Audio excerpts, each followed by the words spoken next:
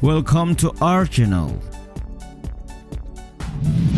Bill Gates, namanya dikenal tidak hanya sebagai seorang miliarder, melainkan simbol kekayaan dan kejeniusan itu sendiri. Kalian tahu kan, dalam sedetik ia mampu menghasilkan pundi-pundi uang sekitar 5,5 juta rupiah. Nah, terlepas dari fakta kalau ia manusia paling tajir di dunia, terdapat sejumlah fakta lain yang barangkali belum kalian tahu. Maka dari itu, simak ulasan ini sampai habis ya. Tapi sebelum lanjut, kami ingatkan kembali untuk subscribe channel ini dan aktifkan lonceng notifikasi kamu untuk mendapatkan video edukatif dari Data Fakta.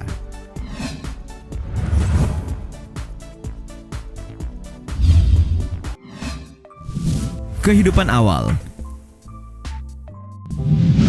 Gates lahir di Seattle, Amerika Serikat pada 28 Oktober 1955 dari keluarga menengah ke atas. Ia diketahui memiliki darah Inggris, Jerman, Skotlandia, dan Irlandia. Ayahnya, William H. Gates, merupakan seorang jaksa dan pengacara ternama serta penulis buku Showing Up for Life, Those of the Gifts of a Lifetime berkebangsaan Amerika Serikat. Sedangkan ibunya, Mary Maxwell Gates, merupakan anggota Dewan Direktur First Interstate Bank System dan United Way. Seperti diketahui, tokoh bisnis yang kini berusia 64 tahun ini merupakan pendiri perusahaan perangkat lunak Microsoft yang disebut-sebut merevolusi penggunaan komputer pribadi atau PC bersama rekannya Paul Allen pada tahun 1975. Setelah memutuskan mengundurkan diri dari CEO Microsoft pada Januari 2000 silam, di tahun yang sama ia memutuskan menjadi filantropis dengan menyumbangkan sejumlah besar kekayaannya ke berbagai organisasi amal dan program penelitian ilmiah melalui lembaga yang didirikannya, Melinda Gates Foundation.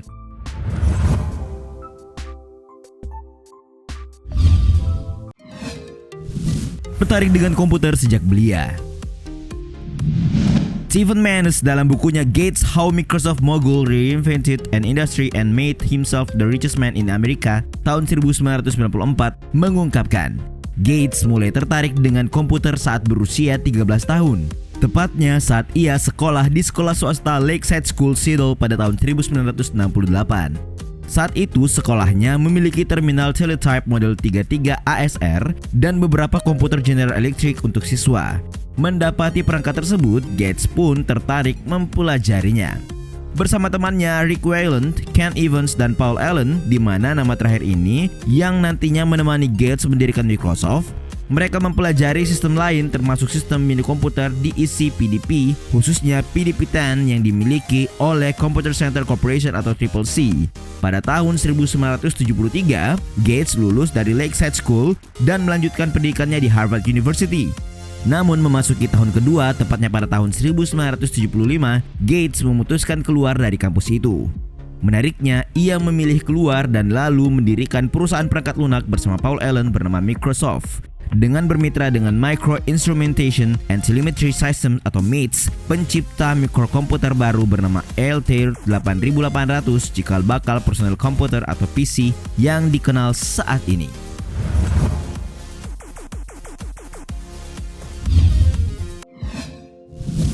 Pernah menolong Apple. Kita tahu Apple Inc. besutan Steve Jobs jadi salah satu perusahaan paling bernilai di dunia. Ya, namun tahukah kalian Apple tak akan jadi sesukses ini bila produsen iPhone ini tak diselamatkan oleh Bill Gates.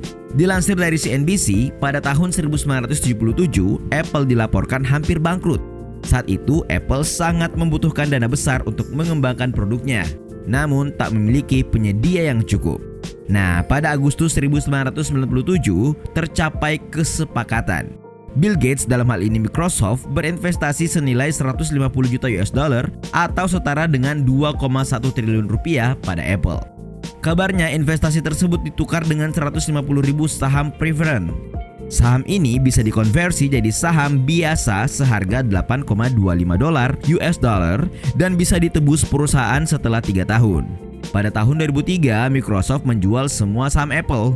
Sebagai balasannya, Apple sepakat untuk membatalkan perkara gugatan hukum ke Microsoft dan akan menjamin program Office bisa digunakan di laptop Mac. Yang menarik bagi Microsoft, investasi ke Apple bukan berarti soal menolong pesaing, namun juga membuka peluang bisnis baru. Pengguna Apple, kalian paham kan mengapa Microsoft Word bisa ada di Mac kalian?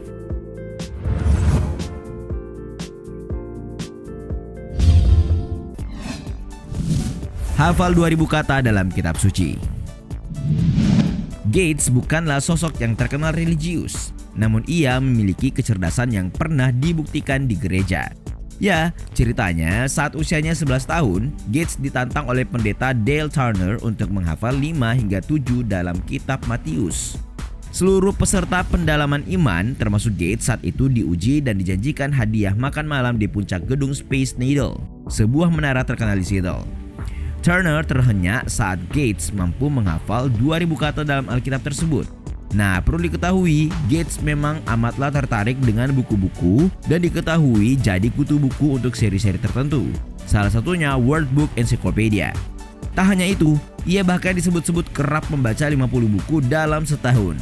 Namun di balik itu dikatakan kalau Gates memiliki satu penyesalan. Ya, ia tidak bisa membaca buku lain selain bahasa Inggris.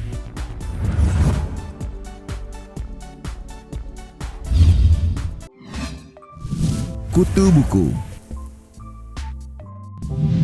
Semua kayaknya sudah tahu ya, Bill Gates ini sangat doyan membaca. Di hari tuanya, Gates mengaku lebih banyak menghabiskan waktu untuk kegiatan sosial dan tentu saja membaca buku. Bahkan ia mengatakan tak ada orang yang bakal terpuruk ketika tersesat, tepatnya tersesat bersama buku. Wih, bijak sekali ya patwal yang satu ini.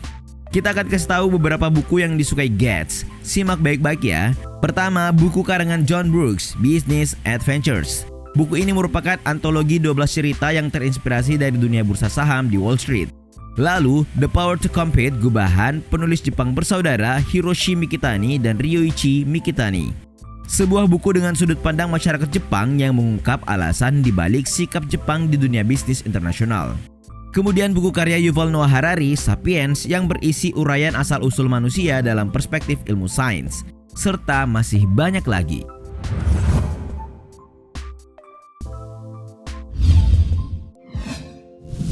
Termotivasi pada Rockefeller. Kalian tentu tidak asing dengan nama Rockefeller kan? Nah, kalian mesti tahu ya, dalam hidupnya Bill Gates cukup terpengaruh oleh gagasan-gagasan John Davison Rockefeller loh. Ya, gagasan yang dimaksud itu seperti apa yang dilakukan keluarga Rockefeller dengan mendirikan Rockefeller Foundation, sebuah badan amal dan kemanusiaan guna membantu menyelesaikan masalah-masalah global. Terbukti pada tahun 1994, Gates memutuskan menjual sebagian besar sahamnya di Microsoft dan mendirikan yayasan amal William H. Gates Foundation, serupa yang dilakukan Rockefeller. Pada tahun 2000, Gates dan istrinya Melinda menggabungkan 3 yayasan keluarga menjadi satu dengan membentuk Bill and Melinda Gates Foundation.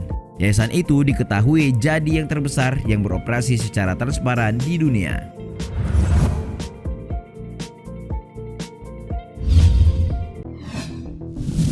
Dirundung isu konspirasi. Belakangan nama Bill Gates santer menghiasi media-media baik dalam maupun luar negeri. Hal-hal itu lantaran Gates terlibat dalam gerakan amal untuk menciptakan vaksin virus corona. Namun sayangnya namanya justru dikaitkan dengan teori konspirasi elit global. Dikatakan Gates menjadi salah satu dalang di balik virus yang sudah menghilangkan ratusan ribu nyawa di dunia ini. Dilansir Republika, isu konspirasi tersebut menyebar di berbagai kanal maya dan video streaming. Bahkan sejumlah pihak menyebut meragukan upaya dan langkah Gates untuk mengembangkan vaksin. Disebutkan Gates ingin menggunakan vaksin yang ia maksud untuk mengurangi populasi dunia dan meraup keuntungan sebanyak-banyaknya. Tak hanya itu, isu konspirasi yang disebut itu menuding Gates dan antek-anteknya mengembangkan rencana untuk mengkomersilkan bentuk pelacakan populasi massal, serupa yang sering diisukan kalangan yang percaya kaum elit global dalam New World Order. Bagaimana tanggapan kalian? Itulah beberapa fakta terkait Bill Gates, salah satu miliarder yang memilih menjadi filantropis di hari tuanya. Jika ada fakta yang kamu ketahui, bagikan di kolom komentar ya.